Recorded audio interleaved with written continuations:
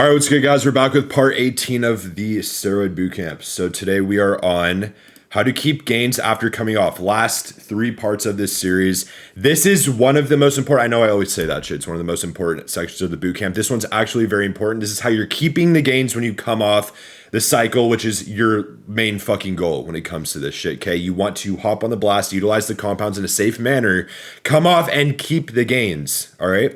So we're going to hop right into this one. Phase 18, part 18, how to keep gains after coming off versus dieting, training changes, and recovery is the last part of the whole PCT section of this. I know that I kind of lagged out the PCT parts, but it is very important. If you're not an advanced user, blasting and cruising, this is a very important aspect of this whole game. So first off here, we got understanding post-cycle muscle retention, all right?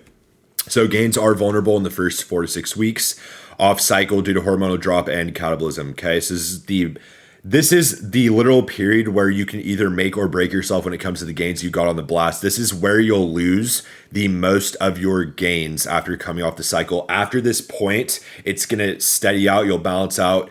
You'll be able to keep pretty much everything you got left after that point. Even if you completely fuck up the PCT and lose all the gains, you'll be able to keep whatever you got after that. After this 4 to 6 weeks. But if you do this wrong in the first 4 to 6 weeks, that's when you're losing the muscle, all right?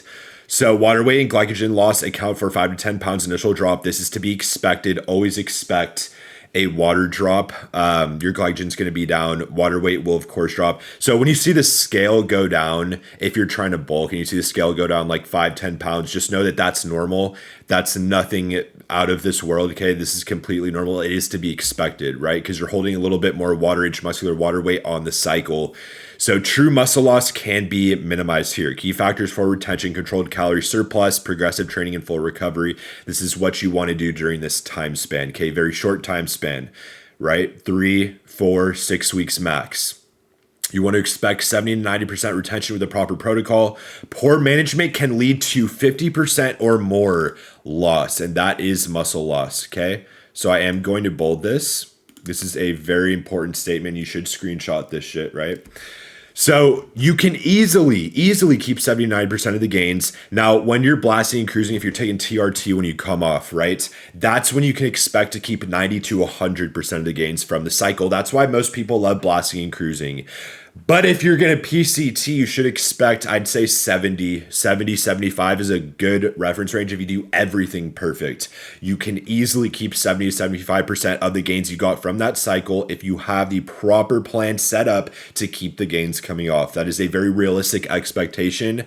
Now, some people can keep 90%. The majority will keep 70, 75, okay? This is a general rule of thumb when it comes to the muscle retention. Now, if you do this poorly, okay, can lose up to 50% or more, which you don't want.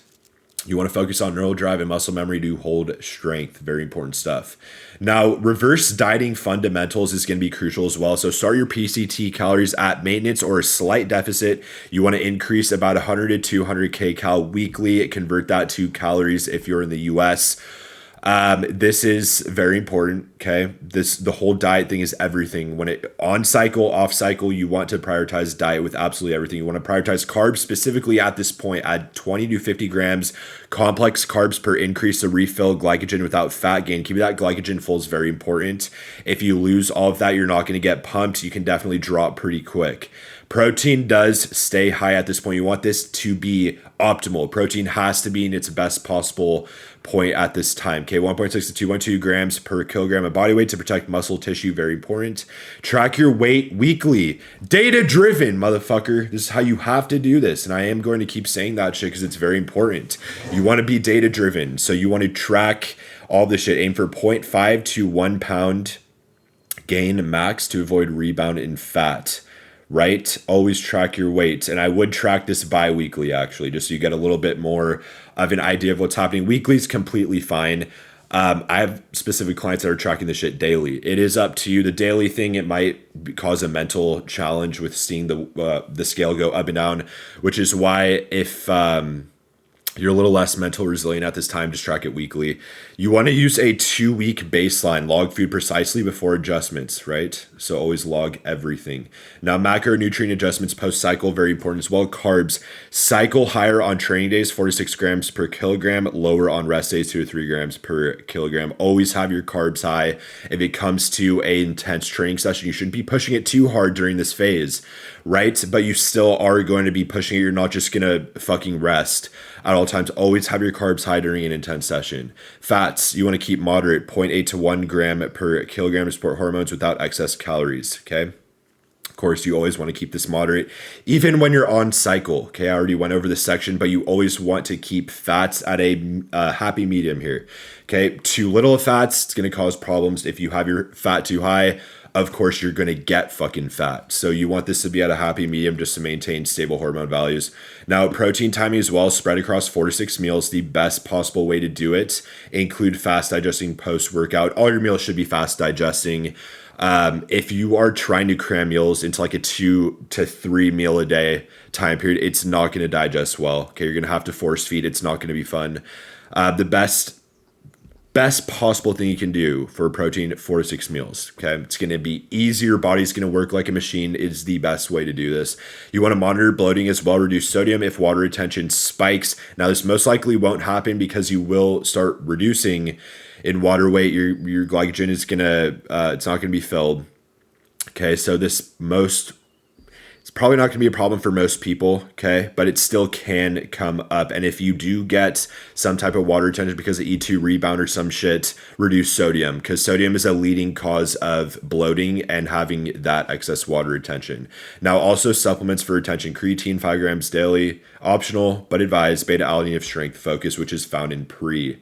So that's a very good tip there. Now, training modifications as well. For gain retention, you don't want to reduce your volume 20-30% for the first 2 weeks. Focus on intensity over total sets, right? It's going to be very important. Maintain heavy compounds. This is what you really want to prioritize during this time span. Okay, your heavy compound lifts, deadlifts, squats, bench.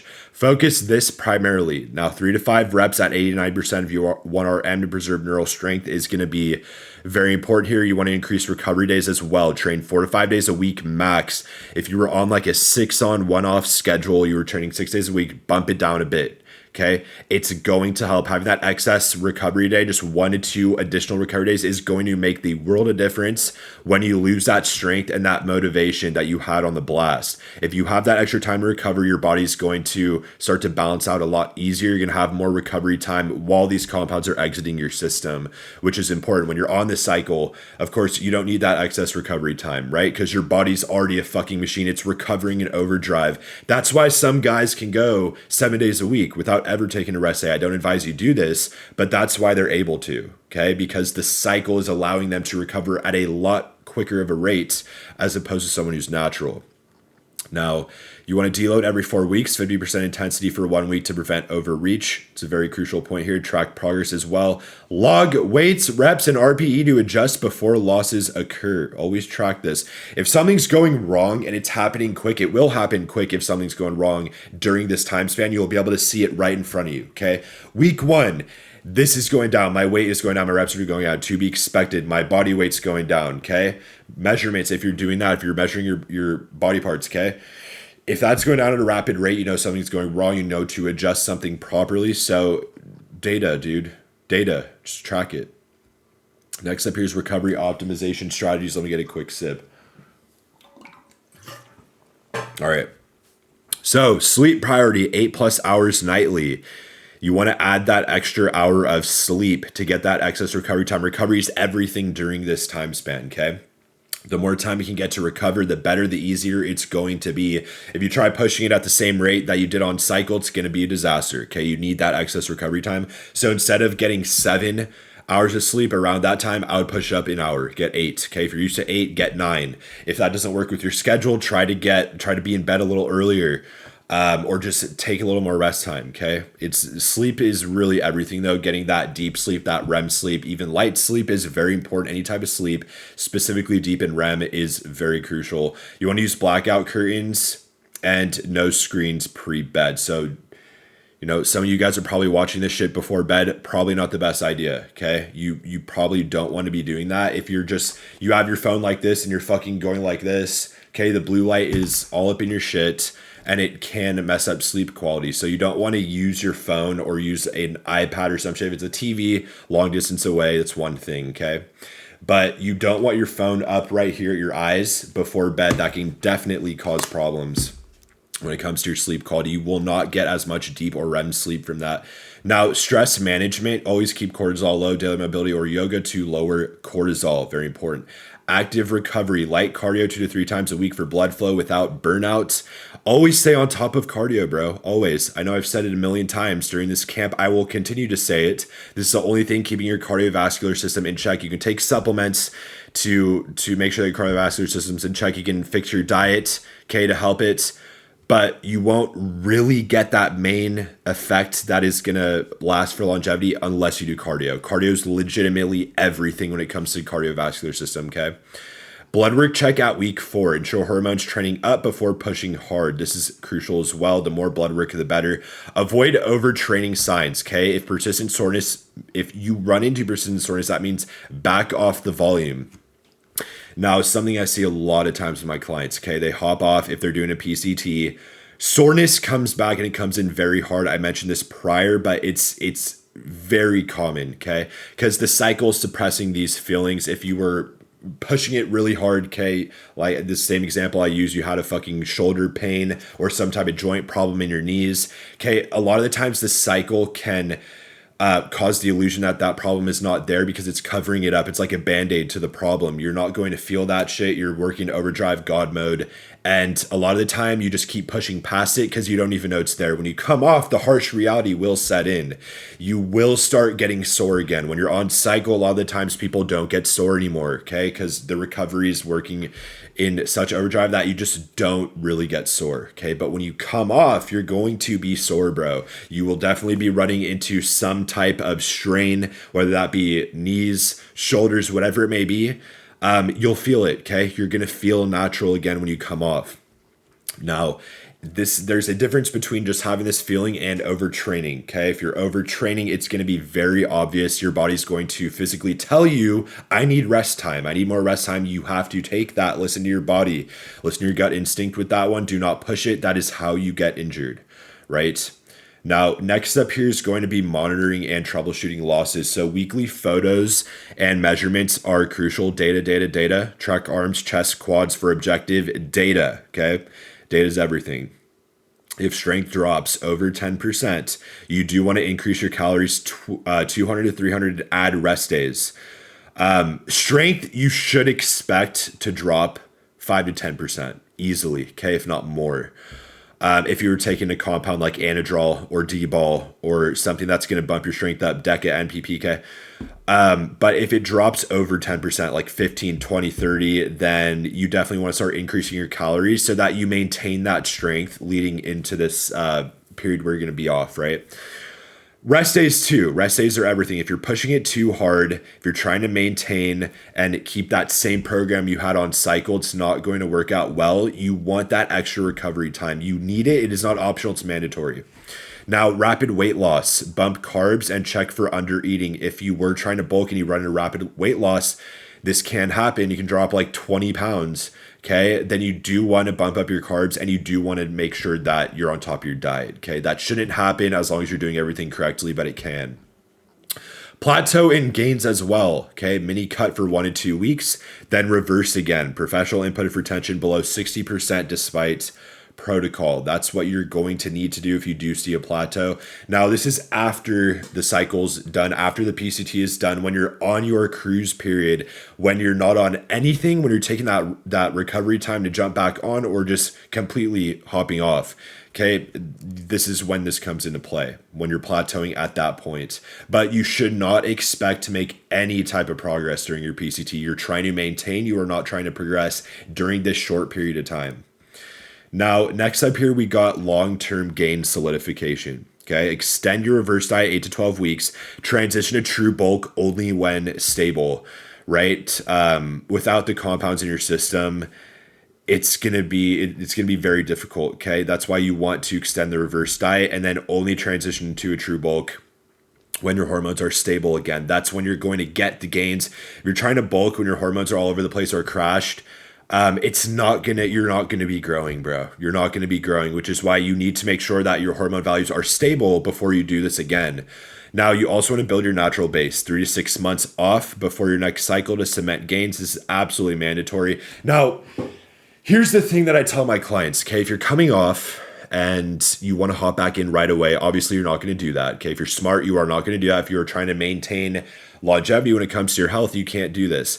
But if your bloods are back to normal, okay, if it takes 1-2 months, you go get your blood work, you know for a fact you did everything right, everything is back into range, then I would say once you know that for a fact from your labs, take about a 2 to 4 week rest period. After that point, then you're good to go, because you want to make sure that you at least have all your levels back to normal and at least give your body that excess recovery time after you have proven you're back to normal, to make sure that you're recovering and you're not stressing your body out necessarily.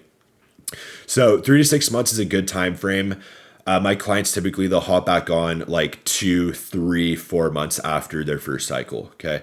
The people that hop on earlier, 2 months, these are people that were very dialed with their protocol. These are people that followed exactly what I said, that went out in 2-3 weeks. They were back to normal with their labs, got their labs thereafter every 2 weeks to make sure that everything really was cemented and in place. And then they were good after that 2-month time span. Okay. That's just the way it goes. Some people take longer to recover genetically. It's very different. If you take a short amount of time to boost back up into range to get stimulated, then you will be able to hop on another cycle earlier. Okay. But if it takes you longer genetically, you have to wait. You can't hop back on too early. That's when you run into problems. Now, you want to cycle calories ongoing here, surplus in growth phases, maintenance, and holds. Very important. Screenshot that. Okay. Mindset shift. View your off period as consolidation, not loss. Your ultimate goal here is progressive overload year round for sustainable physique. As I always say, it's not a loss. Okay, you're just consolidating everything, just like the stock market, consolidating it back to where it's supposed to be. You were in a godlike state. You were in this fucking overdrive state. That's obviously not realistic for longevity. You went up and you got to consolidate back down a little bit. Okay, but you're not back at square one. Square one is here. Okay. Let me make this screen a little bigger. Square one is here, okay? The point you were on cycle was up here. You were in overdrive, absolute overdrive on cycle. Now you're consolidating back down during the PCT to about here, okay? You still went a long way up from being natural, but you consolidated back down for being at that high overdrive when you were on the blast, right? This is how you should view it. Now, that's going to be it for the section. I know it's pretty quick, okay? I did want to push through this one a little quicker just because the PCT section has been kind of lagging on. So next up, we are going to be getting into these last 2 sections here, planning your next cycle and time off guidelines. So this is the actual nitty gritty when it comes to the time off, when it comes to planning the next blast. That's when you really get into the fun part of this shit, okay? The first cycle is always trial and error. You're always trying to figure out how to mitigate sides, how to properly take these compounds and multiply that shit up to increase your dose, know how to dose out your AI properly, know what sides you're going to run into genetically. This is what the first cycle is for, and that's why you start out with test only at a low dose. Now, when you understand this data and you have all these labs in front of you, you have all this data that you've tracked throughout the duration of your blast, now you are set for success in your next cycle. Cycle 2 is when the real magic happens. Cycle 2 is when you can start increasing the dose. Cycle 2 is when you can start adding in new compounds while you already know how to mitigate sides. Sides still will come up, but the majority of the sides you already know how to mitigate, right? And you know genetically how your body's going to react.